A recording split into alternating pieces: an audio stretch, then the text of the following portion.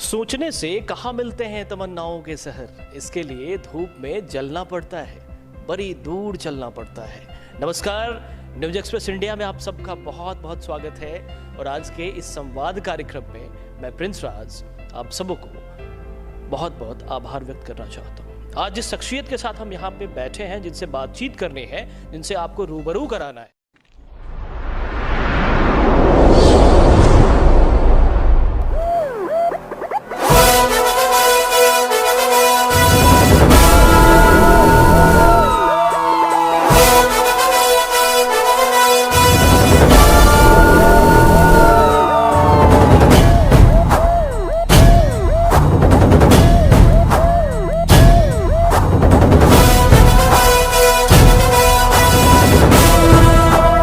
Basically वो 2009 batch के IPS और मुजफ्फरपुर के फिलहाल एसएसपी श्री जयंतकांत जी।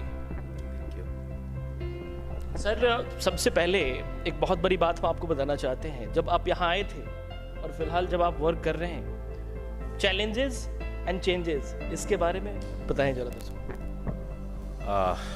जब मैंने यहाँ पे ज्वाइन किया था और तब भी और पहले भी एक ही बात है, जहाँ भी मैंने कहीं पे भी ज्वाइन किया है, क्योंकि मैंने कहीं पे ज्वाइन किया है तो as a SP of the district join किया है। चैलेंजेस यही रहते हैं कि लॉ एंड ऑर्डर और क्राइम पे कंट्रोल किया जा सके और इसमें मैक्सिमम जनता की जो अपेक्षाएं हैं उसके ऊपर पूरी तरह खरा उतरा जा सके। कोशिश भी यही रहती है और इसको करने के लिए मैं हमेशा प्रयासरत रहता हूँ। सबसे बड़ी बात कि मुजफ्फरपुर एक ऐसा इलाका है जहाँ पे तटीय क्षेत्र, जिस तरीके की बात कर रहे हैं हम, यहाँ पे 3-4 डिस्ट्रिक्ट की सीमाएं भी लगती हैं और ये बहुत बड़ा चैलेंज भी है। जैसे अपराधकर्मी ऐसे लोग होते हैं जो मान लीजिए अपराध यहाँ करके फिर उनके लिए आसान भी होता है कि आसपास के एरिया में वो चले जाए, और तो उस वैसे लोगों को ट्रैक करना बहुत मुश्किल होता होगा पुलिस को। देखिए, हमेशा मुजफ्फरपुर में 5 नेशनल हाईवे हैं और इसके अलावा जो आपने सही कहा कि 4 या 5 डिस्ट्रिक्ट ऐसे हैं जिसके साथ में इसकी कॉमन बाउंड्री है। टोटल 8 डिस्ट्रिक्ट ऐसे हैं जिनसे बाउंड्री शेयर करती है। ऐसी सिचुएशन में पूरा मुजफ्फरपुर जो है चारों तरफ से अगर जो भी है कोई भी कहीं से भी आ सकता है। ऐसे सिचुएशन में बहुत से क्रिमिनल हैं तो मुजफ्फरपुर में भी क्राइम करते हैं और मुजफ्फरपुर के बाद में वो पास के डिस्ट्रिक्ट में चले भी जाते हैं या भाग भी जाते हैं। ऐसे सिचुएशन में हाईवे कंट्रोल करना, हाईवे पे क्रिमिनल्स की पे निगाह रखना और डिफरेंट डिस्ट्रिक्ट्स के क्रिमिनल्स को भी ट्रैकिंग करना, उन पे नज़र रखना, उनके बारे में लगातार सूचनाएं प्राप्त करना एक चैलेंज रहता है। इसकी लगातार कोशिश की जाती है और जिससे क्राइम पे कंट्रोल किया जा सके। अगर सही तरीके से देखा जाए तो एक दौर रहा है आपका, बहुत बड़ा दौर रहा है और बहुत लंबा समय बेहतरीन तरीके से आपने गुजारा है पुलिसिंग को लेकर के। जब आपने शुरुआत करी थी 2009 से शुरुआत हुई थी, और ये जर्नी कैसी रही अभी तक के जर्नी बहुत ही सुखदपूर्ण रही है। मैंने इनिशियली ट्रेनिंग बिहार में आकर के रोहतास डिस्ट्रिक्ट में मिली थी मुझे। उस वक्त मेरे एसपी मनु महाराज सर थे जो कि 2005 बैच के आईपीएस हैं, और इसके बाद में मेरी first posting as a ASP Fatuha थी। उसके बाद में मैं एसपी नौगछिया रहा।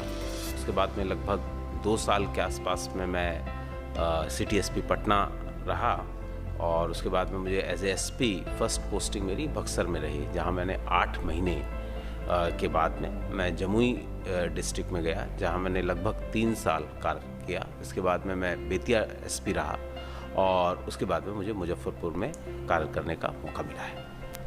कहते हैं कि हर एक इंसान के जीवन में जो सबसे यादगार लम्हा होता है वो उसका बचपन होता है। ऐसा कब लगा कि हमें आईपीएस के लिए जाना चाहिए? शुरू से ही फादर की प्रेरणा थी कि इस सिविल सर्विसेज में आप आने के लिए। फिर उसके बाद में मैंने इंजीनियरिंग करी, ग्रेजुएशन जो है मेरी इंजीनियरिंग बैकग्राउंड से है, और उसके बाद में वहाँ से निकलने के बाद में मुझे कुछ प्रेरणा मिली कि मुझे इसमें ट्राई करना चाहिए। तो सिविल सर्विसेज में आने का बचपन से ख्वाब था और घर में भी वैसा ही माहौल था, तो वहीं से ही मेरे इसमें प्रेरणा मिली और आगे ईश्वर की कृपा से मैं यहाँ पर पहुँच पाया। अपराधियों के बीच एक खौफ है जब भी नाम आपका आता है, आखिर ये खौफ बना कैसे, किस तरीके की इस खौफ? नहीं देखिए, कोई इस तरीके की बात नहीं है कि कोई खौफ है कि क्या है। हम लोग की हमेशा कोशिश यही रहती है कि क्राइम पे पूरी तरीके से कंट्रोल किया जा सके। Law and order crime police की प्राइम रिस्पॉन्सिबिलिटी है। ऐसी पे कोशिश करने के लिए अपराधियों को जिस तरीके से भी ट्रैक किया जा सकता है, चाहे वो लोकल इंटेलिजेंस से ट्रैक हो सके और किसी भी तरीके से ट्रैक किया जा सके, हम लोगों की पूरी तरह कोशिश रहती है। कुछ सक्रिय अपराधी होते हैं जो लगातार एक्टिव क्रिमिनल्स लगातार इन्वॉल्व रहते हैं, ऐसे लोगों के ऊपर थोड़ी ज़्यादा निगाह रखनी होती है और उसी को हम लोग करते हैं। पुलिस का बेसिक वर्क है कि क्रिमिनल्स को जो है वायलेंस वाले जो क्रिमिनल्स हैं उनको अरेस्ट करा जाए और उनको कानूनी प्रक्रिया के दायरे में लाया जाए, तो यही कोशिश रहती है। एक दूसरा भी पार्ट है जो कि बहुत ज़रूरी है और वो है लॉ एंड ऑर्डर मेंटेन रखना। और इसमें कई बार में कम्युनल सिचुएशन होती है, कई बार में कास्ट की भी टेंशन होती है। ऐसी सिचुएशन में पुलिस पर्सनल्स को किसी दंगे के सिचुएशन में उनको मोटिवेट रखना और उनको ये कोशिश करना कि भीड़ के सामने से में उनका रिएक्शन एक ऐसा हो जिससे सारी चीज़ें कंट्रोल हो सके। इसको ये सबसे महत्वपूर्ण बात है, इसी को करने की कोशिश रहती है हमेशा। सबसे बड़ी बात सर ये है कि जिस तरीके से पुलिसिंग की शुरुआत हुई, सिटी एसपी पटना बन के आप आए थे और उस समय पटना के बहुत सारे ऐसे कुछ मतलब ऐतिहासिक घटनाओं में शामिल है आजकल वो, मतलब जिस तरीके की चीज़ें थी और आपकी वीरता की चर्चा हुई, प्रशस्ति पत्र से सम्मानित, ग्लेंट्री अवार्ड से सम्मानित, कैसा चल रहा था वो जब ग्लेंट्री अवार्ड? जब मुझे इसके लिए पहली बार मुझे इसकी सूचना मिली तो मैं एसपी जमुई था वहाँ पर और एक ऑपरेशन में था, एक नक्सल ऑपरेशन में था, जहाँ पे मुझे अचानक इस बात की इन्फॉर्मेशन मिली कि मुझे इसके लिए सम्मानित किया गया है, तो बड़ी खुशी हुई। और क्योंकि ये एक बड़ा महत्वपूर्ण पल होता है और जब मैंने अपने घर वालों को इसकी सूचना दी, खासकर सबसे पहले मैंने अपनी वाइफ को इसकी सूचना दी, तो वो लोग बहुत खुश हुए। और कहना चाहिए कि हमेशा अच्छा तो लगता ही है और लगता है कि आपका सपना साकार हुआ किसी चीज़ के लिए, और उसके लिए आपको चुना गया। Thank you. आपने अपनी श्रीमती जी का जिक्र किया है, मैं उनके बारे में कुछ बात कहना चाहूँगा। बेसिकली समाज के लिए जीते हैं बहुत लोग निश्चित तौर पे, लेकिन श्रीमती जी आपकी जो समाज में इससे इतनी जुड़ी हैं, कम से कम सामाजिक कार्यकर्ता के तरीके से काम करती रही हैं। एक बार दरअसल वो आपके ऑफिस में भी कुछ लोगों के कंप्लेंट्स लेके आ गई थी। नहीं, मेरी उनसे हमेशा किसी न किसी मुद्दे पे जो कि क्षेत्रीय मुद्दे होते हैं उनमें बातचीत चल रही होती है, तो उनके पास में कुछ लोग आए थे और उन लोगों ने बोला कि आप चलिए, तो जस्ट यही एक बात थी। और एक छोटा सा एक प्रकरण था जो फ़िलहाल अभी वो अपने ही काम में बिज़ी हैं और वही काम कर रही हैं। अभी उनका सामाजिक तौर पे तो बहुत ज़्यादा अब जुड़ाव नहीं है, लेकिन जो स्टडीज़ का है और बाकी अपना जॉब प्रोफाइल है उसी पे वर्क कर रही है। Ideology is most important for every person, and ideology comes from an ideal person. Who is ideal in a person?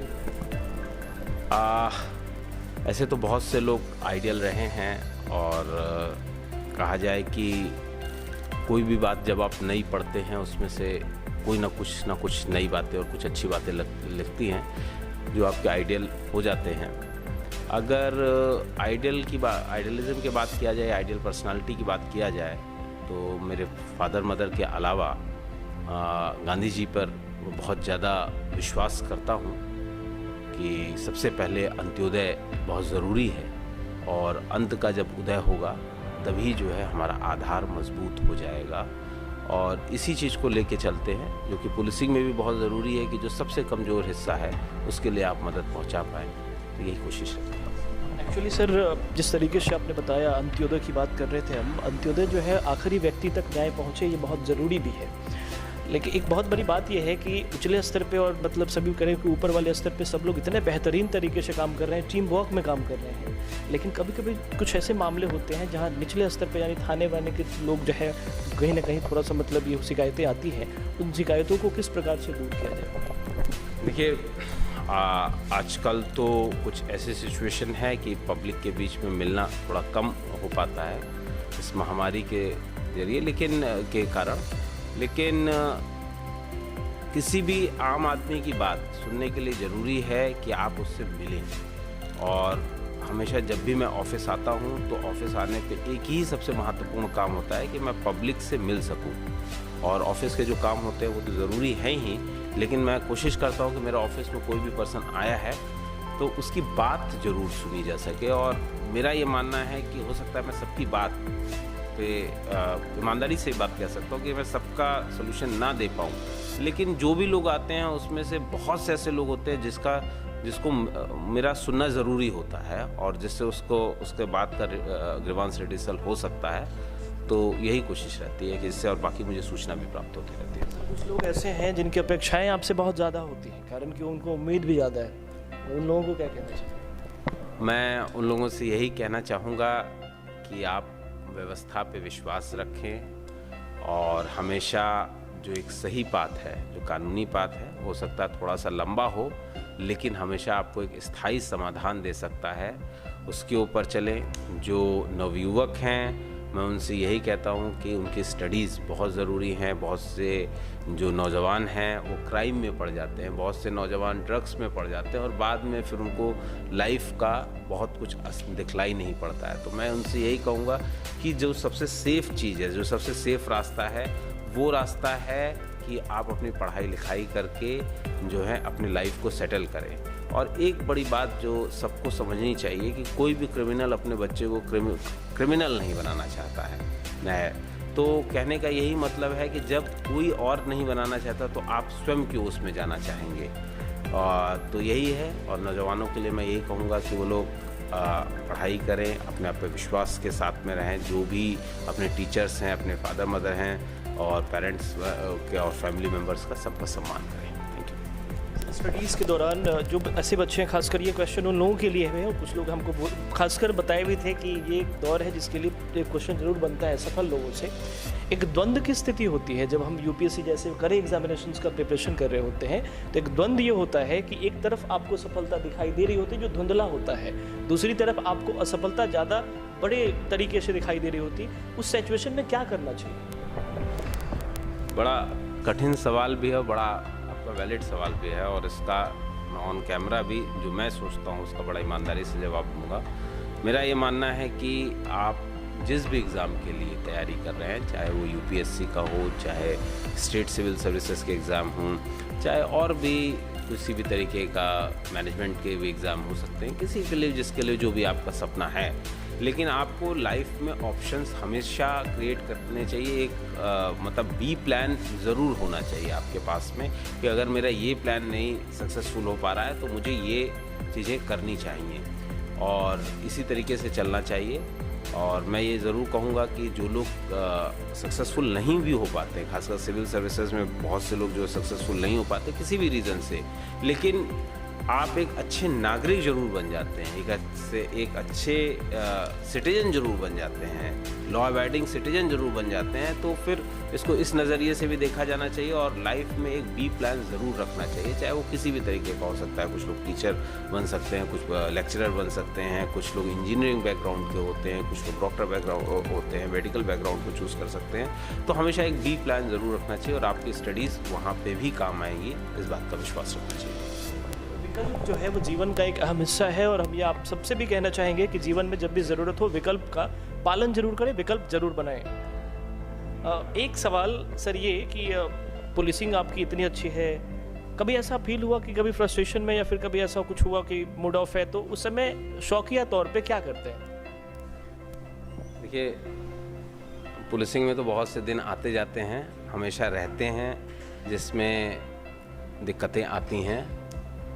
ऐसे सिचुएशन में जब आपको ख़राब सिचुएशन दिखलाई पड़ती है तो भगवान पे विश्वास रखना चाहिए और अपने सबॉर्डिनेट्स के साथ में हमेशा जो है वो चीज़ डिस्कस करनी चाहिए। फैमिली मेम्बर्स के साथ में भी आप रह सकते हैं जिससे आपके अंदर फ्रस्ट्रेशन नहीं आता है। और एक ही बात कहूँगा कि जब ज़िंदगी आपसे कहे कि हार मान लो तो खुद से कहना चाहिए एक प्रयास और सही।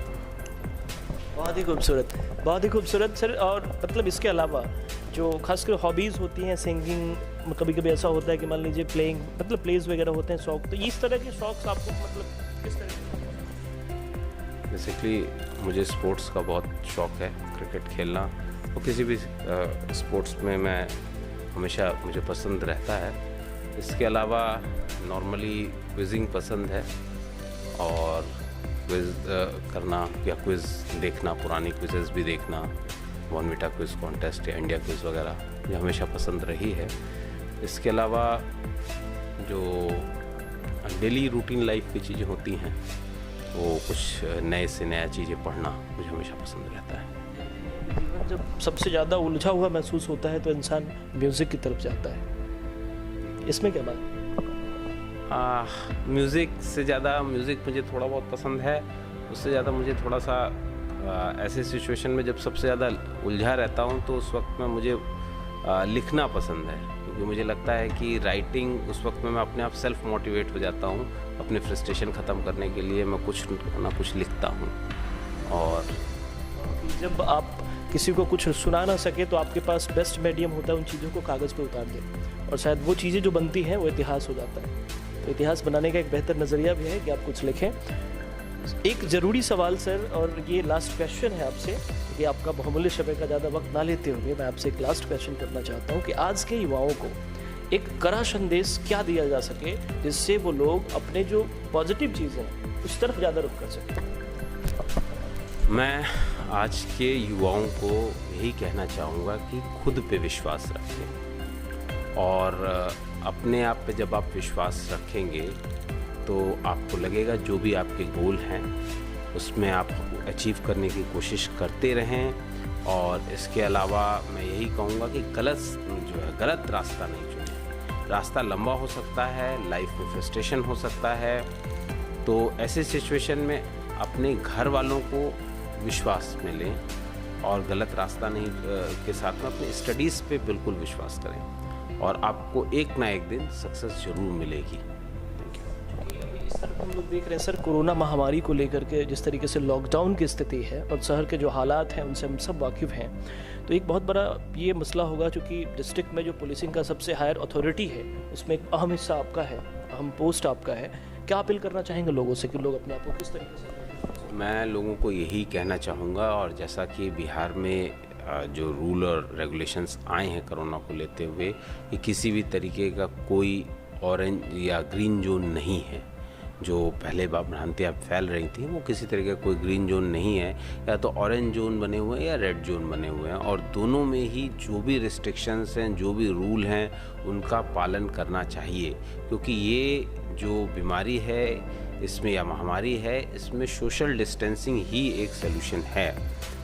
कुछ लोग ये मानते हैं कि हमको कुछ नहीं होगा, वो गलत फहमियों में है। वो अपनी फैमिली मेम्बर्स को, अपने बच्चों को, अपने मतलब जो बुज़ुर्गों हैं उनको दिक्कतों में डाल रहे हैं। ऐसा बहुत बार देखा गया है कि ये जो कोरोना बीमारी का वो कैरियर तो बन जाते हैं और अपने घर में उनके फैल जाती है, जिससे लोगों को नुकसान होता है।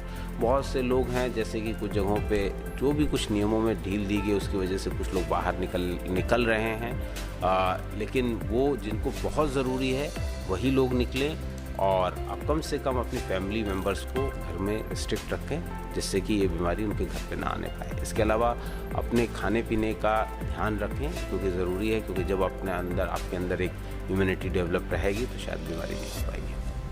मैं सवाल सर करना चाहेंगे आपसे, बस अगर लाइफ में कभी ऐसा मौका मिलता है कि जो हम चाहें वो ऐसा कुछ प्राप्त किया जा सके, तो आप क्या प्राप्त करना चाहेंगे?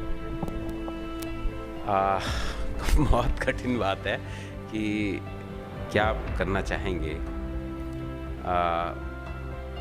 शायद